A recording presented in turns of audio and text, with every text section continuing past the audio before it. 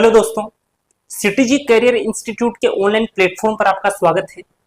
हम लोगों ने परसेंटेज को कंप्लीट कर दिया था और परसेंटेज के ऊपर प्रैक्टिस के लिए मैंने आपको आरएसएमएससी बोर्ड के काफी सारे क्वेश्चंस भी करवा दिए थे। ये समझ लो कि परसेंटेज में जितने भी क्वेश्चन प्रीवियस ईयर में पूछे गए हैं वो सारे के सारे मैंने डिस्कस कर लिए थे। ठीक है, आज अपना जो अगला चैप्टर होगा, अगले चैप्टर का नाम है प्रॉफिट एंड लॉस। ये भी बड़ा ही सिंपल सा चैप्टर है, बहुत ही अच्छे तरीके से हम इसको कंप्लीट करेंगे। ठीक है, तो प्रॉफिट लॉस को शुरू करने से पहले मैं आपको कुछ टर्मिनोलॉजी बता देता हूं। प्रॉफिट लॉस की क्या क्या चीजें हैं, देखो जो अपने को समझनी है। पहली चीज आती है क्रय मूल्य। अपने को क्रय मूल्य का पता होना चाहिए कि क्रय मूल्य क्या चीज होती है। एक अपने को पता होना चाहिए कि विक्रय मूल्य क्या होता है। जो क्रय मूल्य होता है उसको बोला जाता है कॉस्ट प्राइस, और इसको शॉर्ट में हम सीपी लिख करके चलेंगे। ठीक है, एक होता है विक्रय मूल्य। विक्रय मूल्य को इंग्लिश में कहा जाता है सेलिंग प्राइस, और इसको शॉर्ट में हम एसपी लिख करके चलेंगे।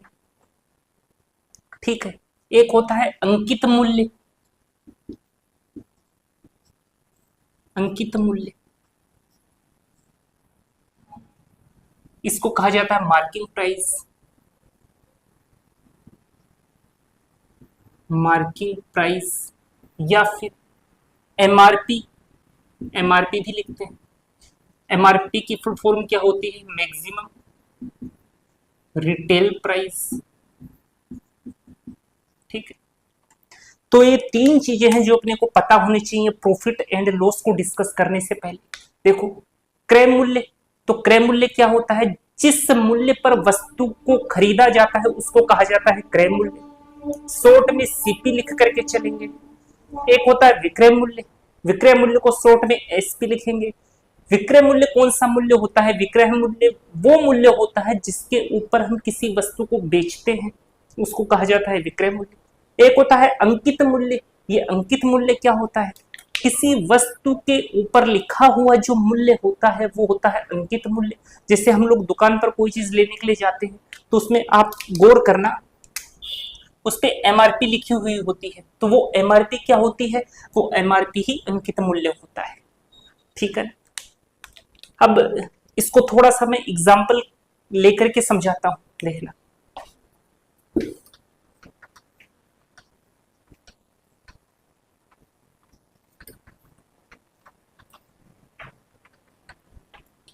देखो, जैसे मान लो किसी चीज का सीपी जो है वो 100 है। सीपी मैंने आपको क्या बताया था? कॉस्ट प्राइस, यानी कि ये क्या है? क्रय मूल्य है, यानी कि 100 रुपए के ऊपर किसी ने इस वस्तु को खरीदा है, तो सीपी क्या है? 100। और एसपी क्या है? मान लो एसपी 120 है, यानी किसी व्यक्ति ने किसी चीज को 100 रुपए में खरीदा और 120 रुपए में बेचा। ये क्या है? सेलिंग प्राइस है। शॉर्ट में मैंने आपको बताया था इसको एसपी बोलते हैं। व्यक्ति ने 100 रुपए में वस्तु को खरीदा और 120 रुपए में वस्तु को बेचा, तो साफ साफ पता लग रहा है कि उसको क्या हुआ है? 20 रुपए का फायदा ही तो हुआ है। चलो, उसको 20 रुपए का फायदा हो गया। अच्छा, कितने के ऊपर फायदा हुआ? फायदा तो हमेशा सीपी के ऊपर ही देखेंगे, चाहे फायदा हो चाहे नुकसान हो, हमेशा सीपी के ऊपर ही देखा जाएगा, हमेशा क्रय मूल्य के ऊपर ही देखा जाएगा। तो फायदा कितने का हुआ? 20 का। कितने के ऊपर? 100 के ऊपर।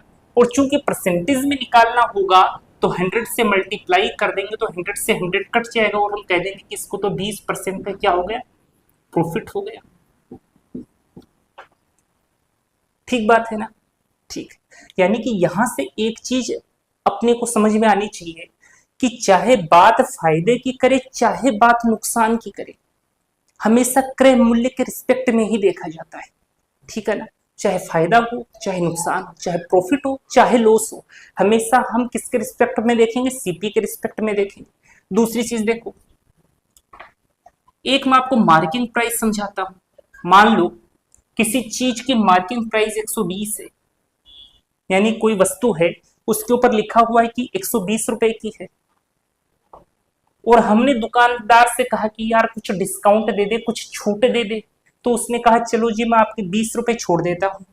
जब 20 रुपए उसने छोड़ दिए तो अपने को वो चीज कितने की मिलेगी, 100 रुपए की, ठीक है ना। तो छोड़ा कितना, 20 रुपए, तो 20 को ऊपर लिखो, कितने के ऊपर छोड़ा, इस 120 के ऊपर छोड़ा, तो 120 को नीचे बिठाओ, परसेंटेज में निकालना है तो 100 से मल्टीप्लाई कर दो और इसको सोल्व करके परसेंटेज कैलकुलेट कर लो, 0 से 0, 2 छक्के 12, तो कितना आ गया, 16 से ही 2/3% की क्या मिली है, छूट मिली है। तो ये क्या आ गया, अपना डिस्काउंट आ गया, छूट आ गई, ठीक है। अब यहां से एक चीज समझने वाली क्या है, देखो पहली चीज क्या बताई मैंने, चाहे प्रॉफिट की बात हो चाहे लॉस की बात हो, हमेशा सीपी के रिस्पेक्ट में देखना है। और डिस्काउंट के लिए मैंने क्या बताया कि हमेशा मार्किंग प्राइस के ऊपर देखना है। देखो मार्किंग प्राइस के लिए तो देखा हमने, यहां पर अपोन में 120 लिखा है, ठीक है ना। तो डिस्काउंट के केस में हमेशा मार्किंग प्राइस को देखते हैं, प्रॉफिट एंड लॉस के केस में हमेशा सीपी को देखते हैं, ठीक है। एक आध चीज और मैं आपको बता देता हूं, देखो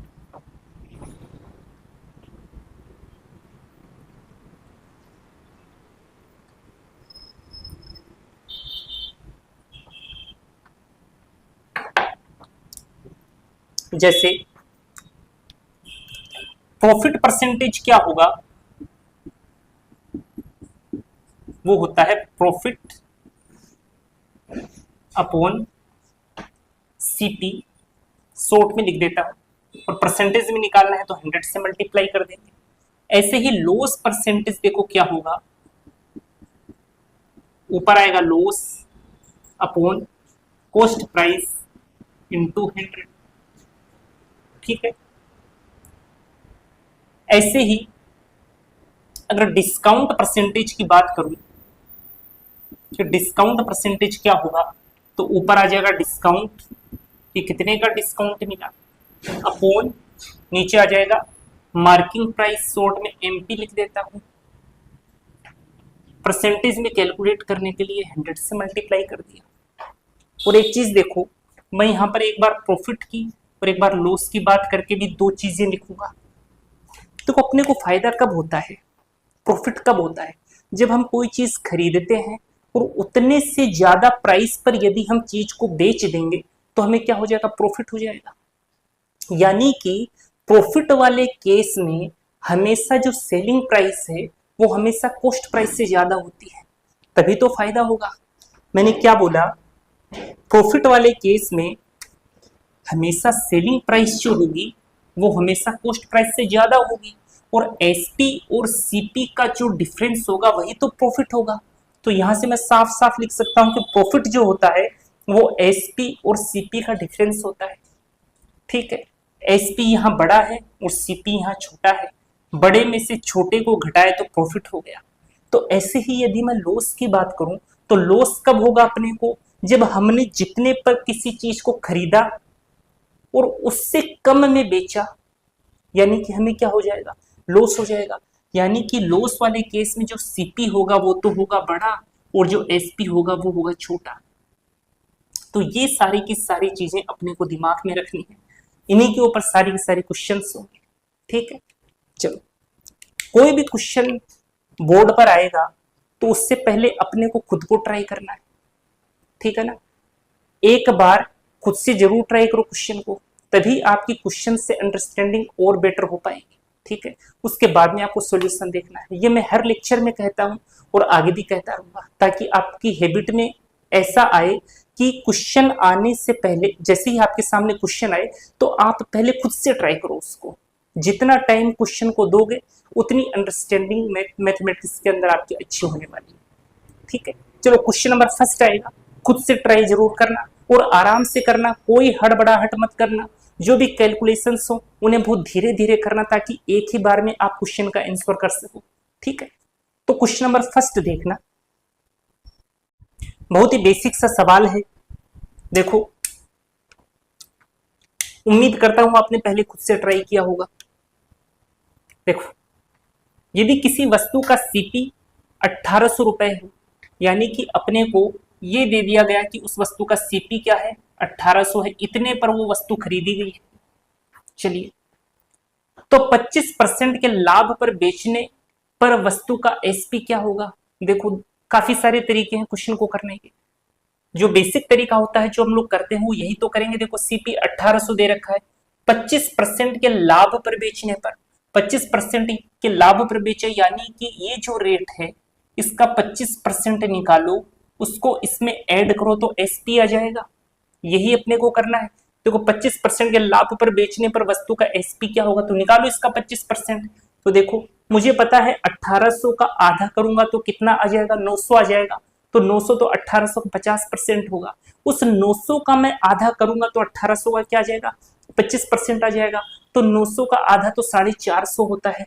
तो करो, इसका 25% क्या आ गया, 450 आ गया। इसमें 450 ऐड कर दोगे तो अपने पास क्या आ जाएगा, अपने पास तो एसपी आ जाएगा। चलो, इसमें 450 ऐड करो, 0, 5, 18 और 4, 22। ये लो जी, ये अपने पास एसपी आ गया। तो यही अपना क्या हो गया, आंसर हो गया। सिंपल था। अच्छा, और तरीके बताऊं इसके? ये तरीका अपने को नहीं लगाना, मैं एक तरीका और बताता हूं आपको, उसी तरीके को अप्लाई करना है। तरीके मैं काफी सारे बताता चलूंगा, क्या पता एग्जाम के अंदर कौन सा तरीका जो हो वो अपने को फास्ट आंसर दे दे। ठीक है, तरीका नंबर 2 देखो।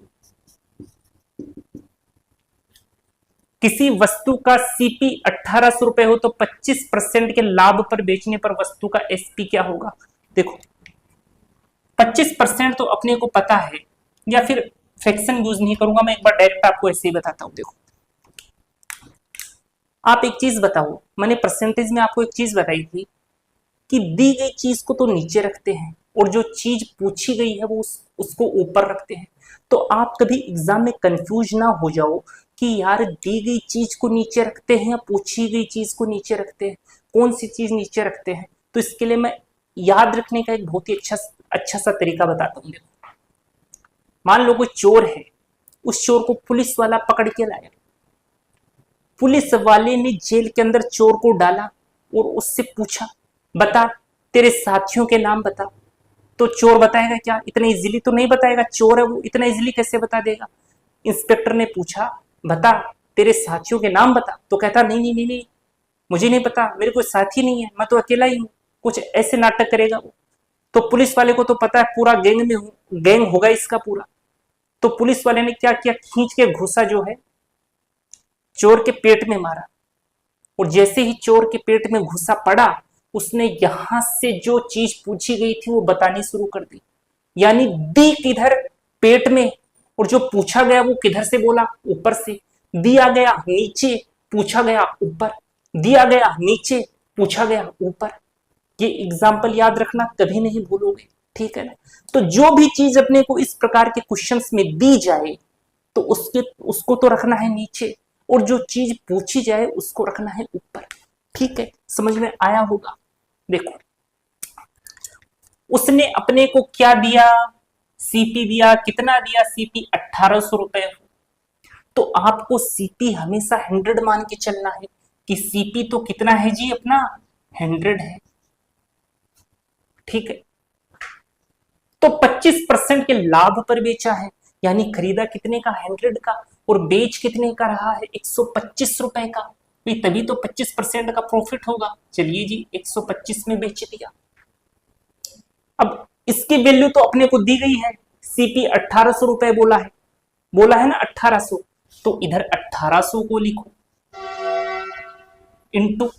अब देखो, ये अपने को दिया गया है, तो मैंने आपको क्या कहा, दी गई चीज नीचे, अपने अकॉर्डिंग कितना है, 100 है। तो इसी की वैल्यू तो दी गई है अपने को, सीपी ही तो दिया गया है। तो जो चीज दी गई है उसको नीचे रखो, यानी 100 को नीचे रखो। और अपने से पूछा क्या है, तो 25% के लाभ पर बेचने पर वस्तु का एसपी क्या होगा, अपने से यही तो पूछा है। दी गई चीज नीचे रख दी, पूछी गई चीज ऊपर रखेंगे, यानी 125 को इधर बैठा देंगे। ये लो जी, इसको कैलकुलेट कर लो, आंसर आ जाएगा। इन दो जीरो से इन दो जीरो का कल्याण, 18 पंजे 90 का जीरो हासिल आया 9।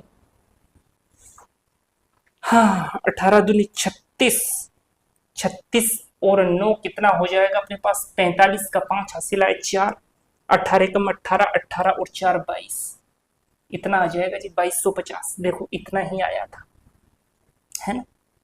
अभी देखो ये आता कहां से है, ये आपको या तो पता लग गया होगा या फिर मैं आपको बता देता हूं कि ये आया कहां से है।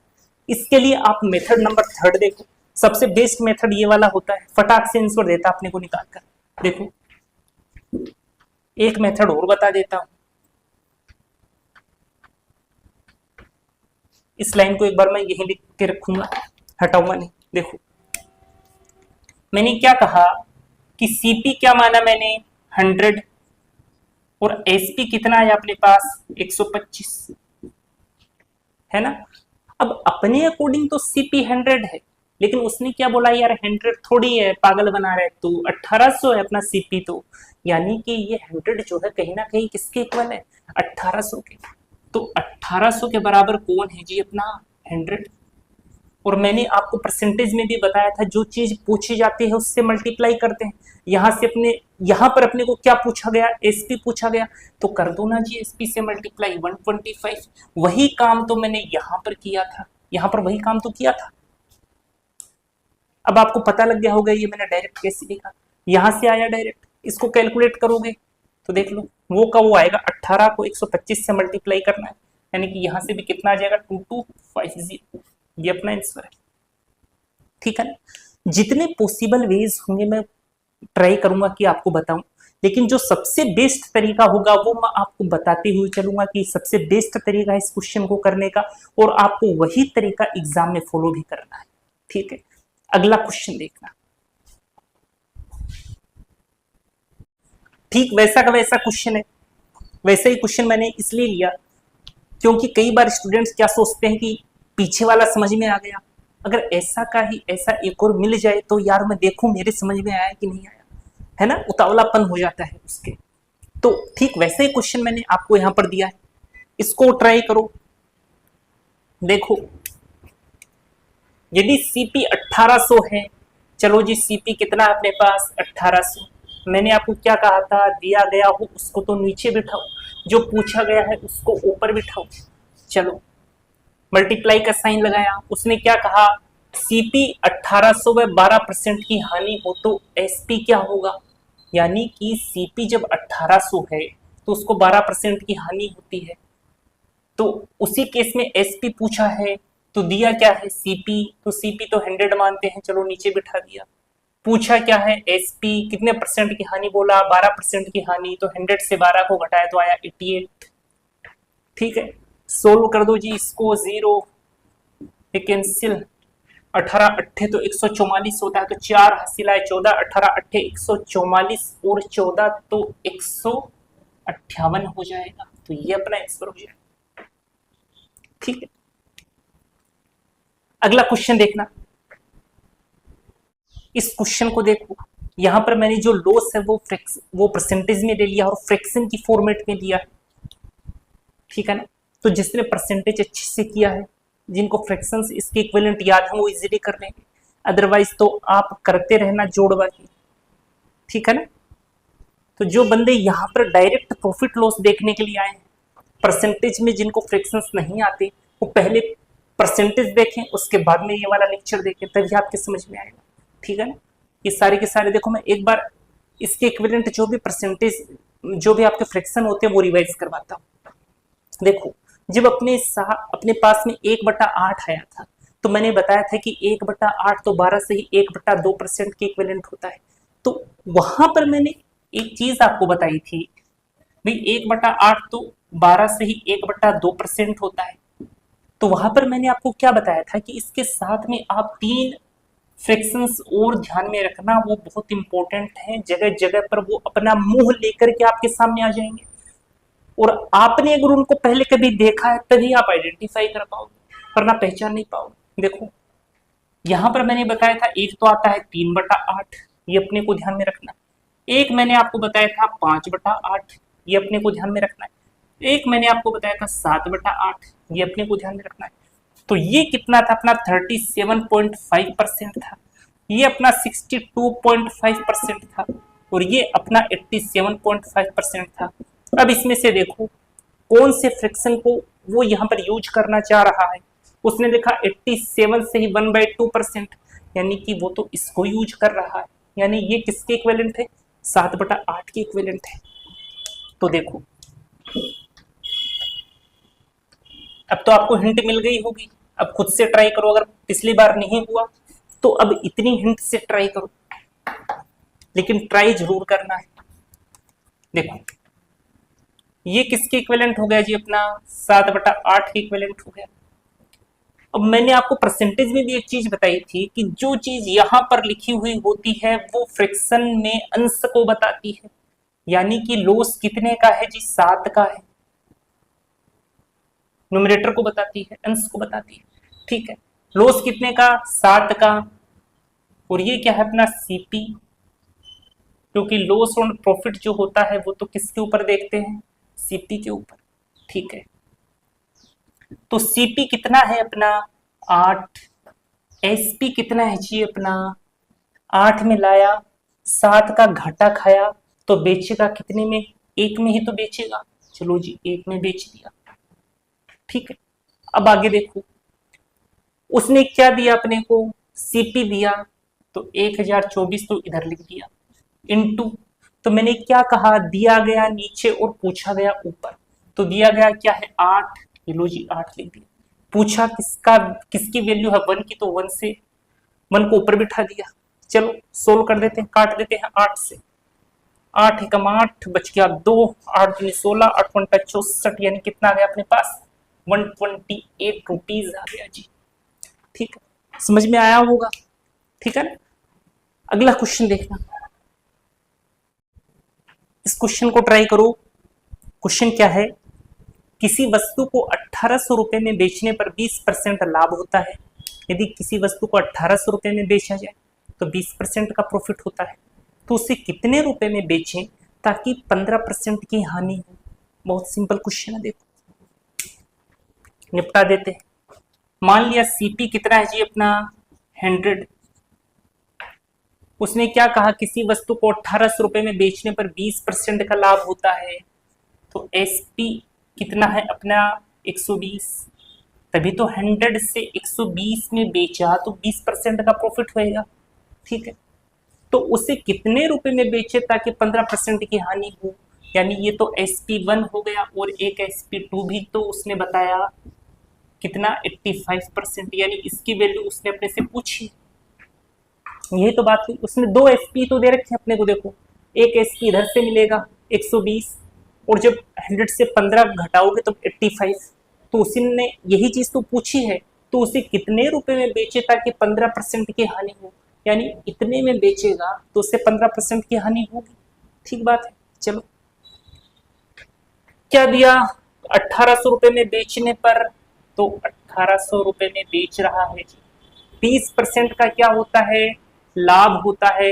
ये अपने को क्या दिया है जी, ये अपने को एसपी दिया है, तो 120 किसके बराबर है, 1800 के बराबर, ठीक है ना।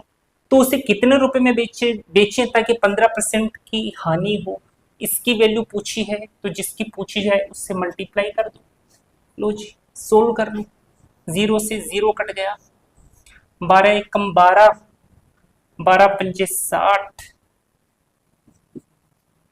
सोल्व कर दो इसको, 15 पीछे 75 का 5 हासिल आए 7, 15 अट्ठे 120, 120 और 7 127, तो 1275 अपना आंसर हो जाएगा, ठीक है ना। या फिर दिया गया नीचे पूछा गया ऊपर वाला तरीका लगा दो तो और भी काम अच्छा हो जाएगा। कैसे, देखो 1800 रुपए में बेचने पर 20% का लाभ होता है, भाई वो तरीका यही होता है, बस उसमें हम इतना कुछ नहीं लिखते, डायरेक्ट यही लिख देते हैं। देखो 1800 रुपए में बेचने पर 20% का लाभ होता है, यानी उसने अपने को 120 की वैल्यू दे दी, और 120 की वैल्यू 1800 की इक्विवेलेंट है, तो मैंने क्या कहा, दिया गया नीचे, तो 120 को तो नीचे बिठाया, और मैंने कहा था पूछा गया ऊपर, क्या पूछा 85% की वैल्यू क्या होगी, तो 85 को ऊपर बैठा दो ना, खत्म कहानी, कर दो सोल्व, आ गया भाई, तो 1800 इंटू 85/120, वो का वो उधर लिखा है। सोल्व करोगे कितना आ जाएगा जी, 1275। ये अपना आंसर हो जाएगा। उम्मीद है समझ में आया होगा। ठीक है, अगला क्वेश्चन देखना। अब इस टाइप के क्वेश्चन देखेंगे। टाइप फर्स्ट आया अपना, क्वेश्चन में लिखा गया है 5 पेन का सीपी 4 पेन के एसपी के बराबर है, तो बताओ प्रॉफिट होगा कि लॉस होगा। अगर प्रॉफिट हो रहा है तो कितना परसेंट का हो रहा है, और लॉस हो रहा है तो कितने परसेंट का हो रहा है, ये इस क्वेश्चन में पूछा गया है। तो ये जो मैंने टाइप उठाया टाइप फर्स्ट, इसके अंदर कुछ इसी फॉर्मेट के क्वेश्चंस आएंगे। देखो कैसे करते हैं इनको। क्या कहा इसने, 5 पेन का सीपी यानी 5 पेनों का जो मूल्य अपनी जेब से लगा है, उनका जो सीपी है 4 पेन के एसपी के बराबर है। तो जितना हमने दिया उतने का ही हमने बेच दिया। वैसे हमने 5 पेन के बजाय 4 पेन बेचे, तो कितना प्रॉफिट हुआ कितना लॉस हुआ ये उसने पूछा है। अच्छा, इस क्वेश्चन को पता है एक तरीके से और देख सकता है, वो कैसे दे सकता है। मान लो ऐसे लिख दे कि 5 पेन यदि 1 रुपए में खरीदे गए और 4 पेन 1 रुपए में बेच दिए गए, तो बताओ कितना प्रॉफिट होगा या कितना लॉस होगा। नहीं, बात तो एक ही कही है मैंने, बात तो एक ही है ना। तो इस क्वेश्चन को उस तरीके से भी पूछ सकता है जैसा मैंने अभी बताया आपको। ठीक है, तो इस क्वेश्चन को देखो करते कैसे हैं। Blue pen, blue marker use कर लेता हूं मैं।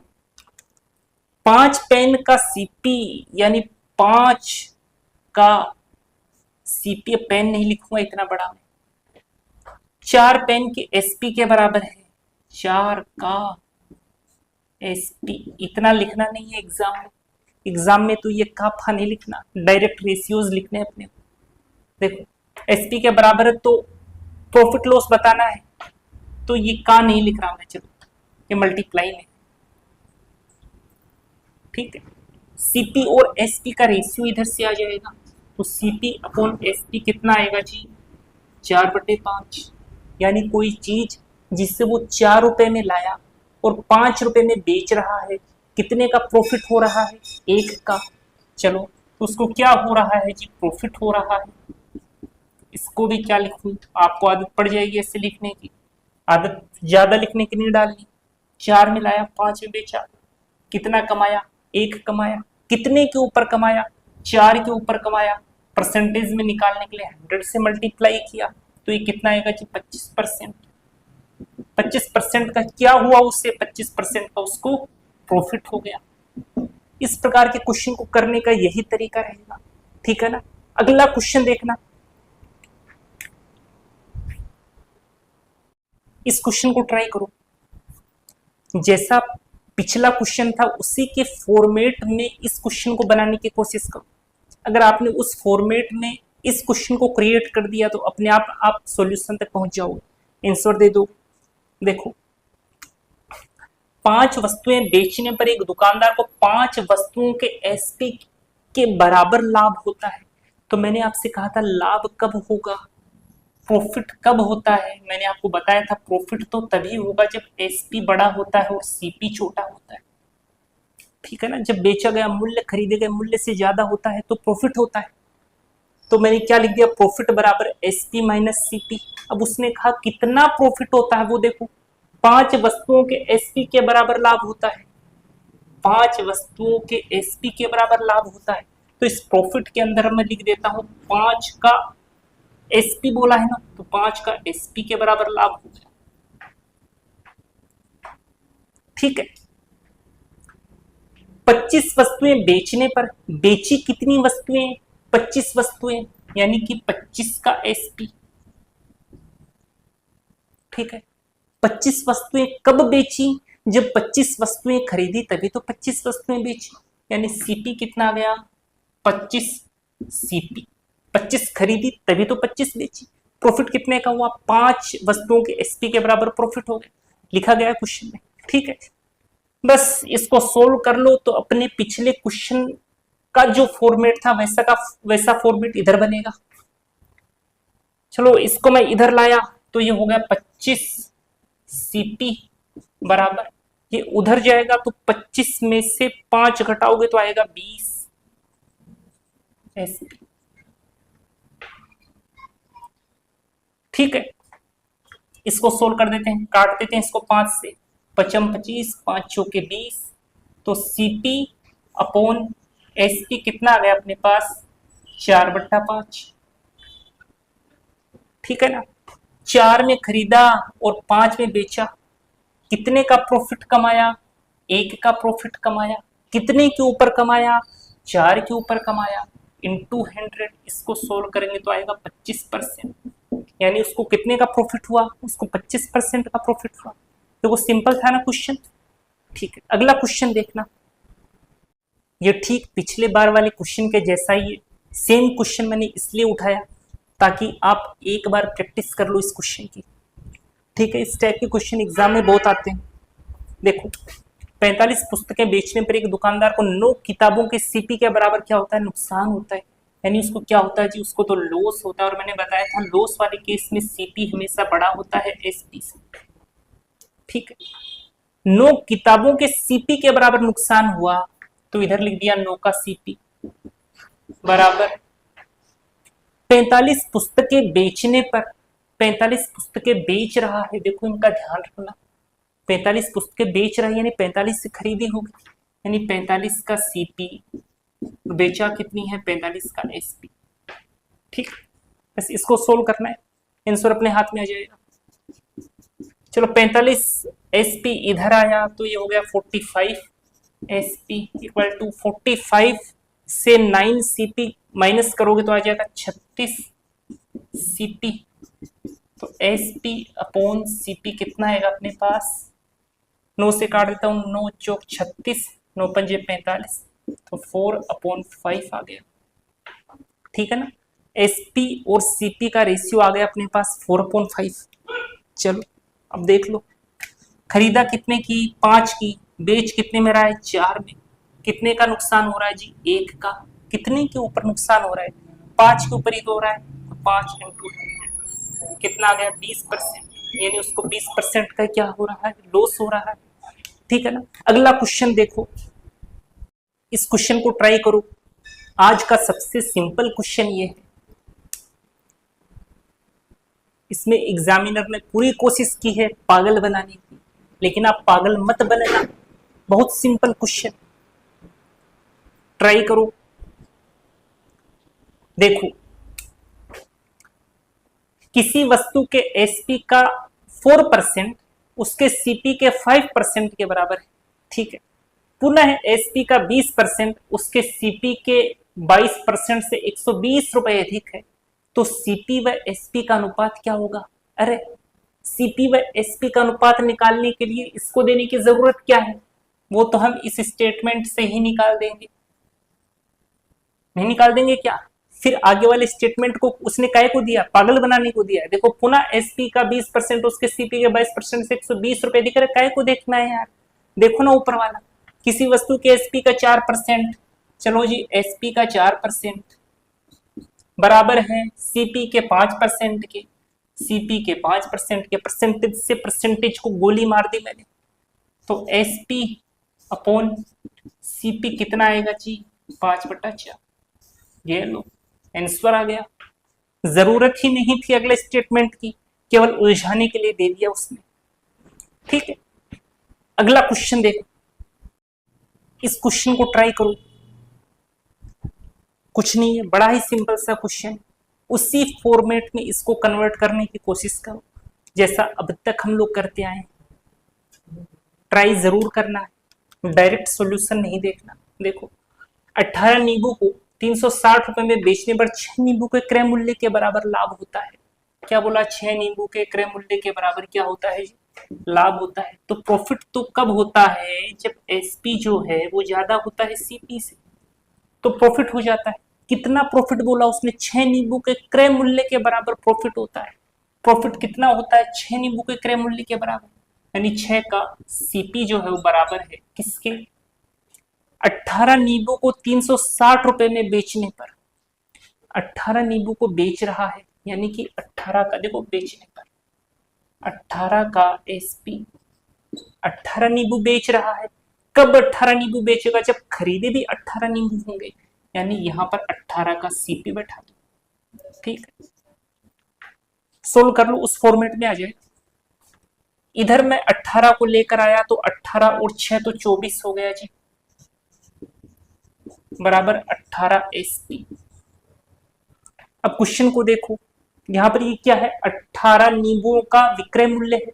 उसने क्या कहा, 18 नींबू को 360 रुपए में बेचने पर, यानी 18 नींबुओं का विक्रय मूल्य कितना है जी, 360 रुपए है।